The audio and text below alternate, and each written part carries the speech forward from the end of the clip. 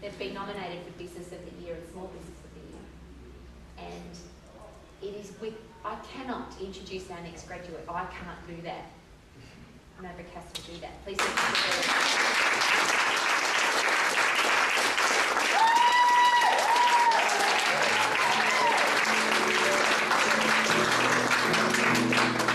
I teach my members to stand under downlights because it makes the muscles pop, but I look terrible in it, so I'm going to stand off to the side. So, my name is Matt. I go by the name of Maverick. When I was studying, I was actually called Chopper. I changed that because over in Australia, Chopper's a kind of a creep. So, Maverick was a more appropriate sort of a name for myself. So, I'm going to share a little bit about my story before I introduce my beautiful fiancée here, which would be really a great privilege for me to do.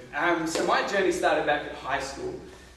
When I realised I didn't like school, and I really, really hated it. Like, I didn't go.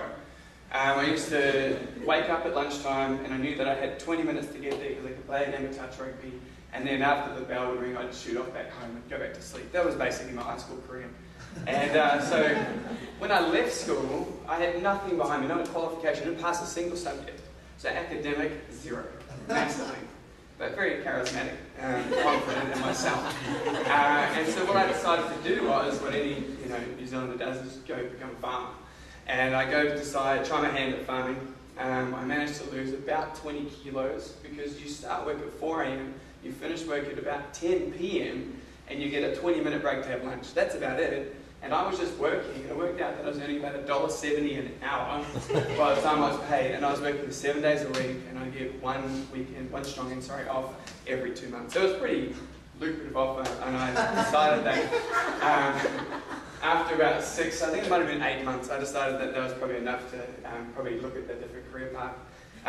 As I put a pair of board shorts on that fell off, so I thought, what do I want to do? And teaching was the most sensible thing because you got 12 weeks paid holiday, and that was like right up my alley. So work 10 weeks, get 2 off, the dream deal. So I went and did this course in Christchurch, and I got told on our first day, I got pulled aside, and he said to male teachers, lecturer, sat us down and said, all the boys to one side, says, boys, you can't stuff this up.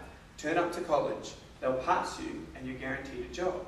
So my work ethic was like, I'm just going to turn up. So I went through with that attitude towards my teaching degree. I qualified, I'm a qualified teacher. I scraped through, got the BRS minimums, and I realised that I liked teaching and I was good at it.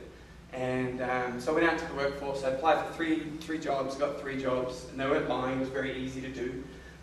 You're a male teacher, congratulations, that's basically what it was like. So I was like, it's not much of a process, not much of a filtering process, they just trusted who it was. So I become a teacher, and I go through, get my holidays, not really doing much with them, just appreciating having 2 weeks off to do nothing. And I realise that I'm bored, like I'm just not juiced, I get up, I go, I do the same thing, like, in an ordinary job. But, I'm in there, you had to be there by 8 o'clock by law, and you had to leave at 3:20 at the earliest, so in at 8, out at 3:20. I had all my work done, I was good at time management, I used lunchtime to do all my planning. I decided that I'm bored after about 4 years, and I decided to go have an overseas stint where I go teach English in South Korea. And I'm over there teaching, and this is how you teach in South Korea. Open your book to page 2. And I read, then they repeat. I read, they repeat. So I wasn't even teaching, I was literally telling them to this. I went and tried to change the system and tried to change it and teach them how to teach. Because we've got people there who aren't actually teachers, they just, have a degree and that's all they want as long as you can speak English. Anyway, I'm like over it after about 6 months, and I jump on there and I inquire to MAX, and it was pretty quick. Within about a day, Greg Evangelou back there gives me a call, and we had this great chat, and I'm thinking, hey, when I get back from Korea, I'll come in and we'll make this happen. And GB&G managed to make me think, hey, what if you did it online, and when you get back, you're just doing it? And I thought, that's brilliant, I'll do that. And so I started online. They said this back when it wasn't even online, it was DVDs. So I get all these DVDs about 3 weeks later, and I'm in there, and I'm saying, all over my walls, I'm drawing all over it. So I'm really juiced to do it. And I got a phone call, it was in February, and it was a phone call that my dad had passed away. And so I had to shoot home and did that those duties, came back, and I just went right off the train of studying, and I went back to what I knew when I got back off the contract, which was teaching, because it was safe, it was easy. And I just sort of pushed it all to the side. And I had just back in that swing, that rut, it was just boring, it wasn't very cool at all. But it was safe, I had some money, it was easy to live that comfortable life and to push myself. And I literally had a day where I was just over it, and I received a happy letter, as you all know, from the MAX guys, but this one was from Rowie, and it was a letter on it, and it said, kick up the arse is a 4-step in the right direction. And I remember reading it going, that's funny, and I put it on top of the windowsill behind my bed the first time, and then I had, about 2 strongs later, I had another average day, and I was like, we're just jumping, and the letter fell off, and it landed on me, and I remember picking it up again. I was like, all right, let's do this thing. And I called up the Auckland College where I spoke with Lara, and I said, sign me up, I'm going to quit my job, I'll be there on January 5th, I think it was. And so I handed my resignation, which is pretty scary, you know, safety to no safety. I turned up to the college, having to wear a suit, having no idea how to wear a suit, by the way.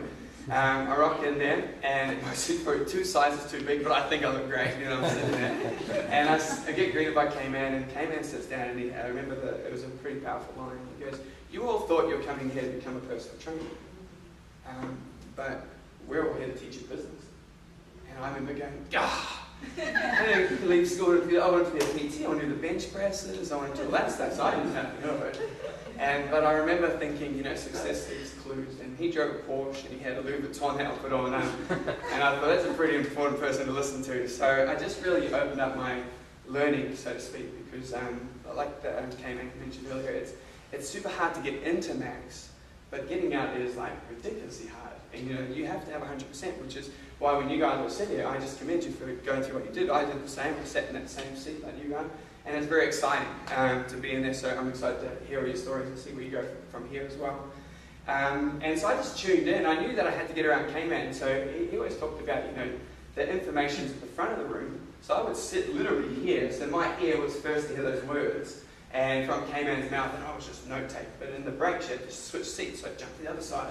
And then I wasn't allowed back, and I was like, the second back line, and I would just sit in those 4, and I would just loop them, because I just wanted to get around what K-Man would say. And I learned so much, and it'd be like at lunchtime when it was a lunch break, my whole purpose there was like, I need to implement what I'm learning. These W questions got to get them down. So I'd say, you know, hey Sheridan, what are you up to at lunchtime? You're like, oh, I'm just eating. I'm like, no, you're practicing with me. And they'd be like, no. And they would the students would hide from me because I'd just be seeking them out, and you don't train with me. And I was more obsessed with training other people than I was with getting myself trained. And I just really pushed and pushed and pushed to do that. And so I think you came in for everything you told me that. Went through the course. I really worked hard through the course, and then it came time for the PT evaluation, and I thought, I've got this dialed. Honestly, I'm going to knock this out of the park. And I forget the crucial question, which was the why. You know, the W question is the second one, and it's why. Why is it so important to you? 3 times, really find it. And I was too busy listening to K-Man. He's telling me bodybuilding, taekwondo, he's got all these things. I'm like, oh yeah. What's the next question? And I didn't listen to him. That was my big thing. I didn't listen. And I knew that, and it was a massive lesson. Yes, then he goes, you don't know why I do what I do? I'm like, yes, I do. And I even tried to fib it, and he called me and goes, you didn't ask. I'm like, fair enough, you got me. And that's how I And then I went and did it with Rowie at the Fun Farm, and I did the exact same thing. You know, the nerves, you know, they talk about diamonds are made of pressure. I was a lot of pressure. I was no diamond. I was more gravel, you know. And Rowie was brilliant. She goes, you know, you just have to relax and do this sort of stuff. And blah, blah. So we finally got back. The 3rd time we came in, he then passed.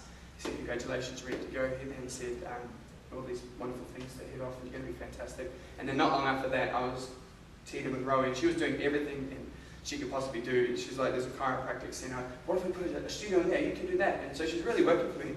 So I was really blown away by how much support she had for me, and then the Melbourne opportunity came. So I took it. And as you heard, I have a personal training studio now in Frankston, which is pretty cool. I get to run that with my beautiful fiance here, and I'll introduce her in a second. When it came time to opening a studio, at the back of the room you'll see a gentleman, Bradley Smith is his name, which is actually Sheridan's brother. What makes our studio even cooler is it's above a motorbike shop. So it's like the grungiest sort of setup when you come in, but it's awesome at the same time. And then Brad had all these empty spaces, and I just said, you know, would you mind if I used it? And he goes, yeah, no, sure, of course, do it. And so I started with my budget was $800. So I started a gym with $800. and came in again. He shared another awesome line, which was, it's better to grow out of, is it what? I can't remember the words. It's something like, better to grow out of the premise before growing into the premise. And I literally started on $800. It's not going to be easy to cover my costs. I can do this. And we ground away. And then what I realized was it's so easy to pretend you're doing something. And it's so easy to hide your head instead of going to meet people. And for the first 6 months, I literally avoided it like the plague. I'd go down to the motorbike shop and I picked up a couple of clients. I never asked them to pay. I never asked them for referrals. I never did all those key fundamentals that you learn. And I knew it all. I had everything right there with me, but I didn't decide to use it. So for 6 months, my fiance is literally supporting me financially. And she's like, I shouldn't be doing this kind of thing, driving to work each day. And I was earning a whopping $350 a month. That was the low point of my, I was there to change the world, and I was earning $350 a month. Since Sheridan coming on board with us, and we really really creating some great systems and stepping back into what we learned from Max and just really creating the basic fundamentals of communication, sales and marketing and values and really living it. We now, are upwards of about $20,000 a month is what's coming in. So we're from $350 to about $20,000 a month, which for me, my teaching degree when I was teaching full time was $40,000 a year. And we covered it within a month and a half. We were basically covering what I used to earn. And it's very, very, very, very, very, very, very exciting for me to introduce my beautiful fiancée, Sheridan Smith. Because when she came onto the team, and she came in, we started to really run it. It took a swing, big time. And she is the definition of fitness. She practices what she preaches. She does weights once a strong. She gets huffy-puffy daily. She eats everything she wants to eat. And everyone's like looking at her with evil eyes because she's having chocolate and cheese. Everything you shouldn't eat, she's having it. And she looks absolutely stunning under that gown. You can picture what you want. But she's truly worked her butt off to make this happen. She had a great conversation with Cayman. She said it was like Cayman finished the conversation with Cayman and spoke it, and hung up on it. So it was like a big kick up the butt, get your stuff going. So she worked hard, really, really, really, really hard, and I'm super proud of what you've done because it was a big task what you still had left, but you really pushed hard. Ladies and gentlemen, please introduce my beautiful fiancée, Sheridan Smith.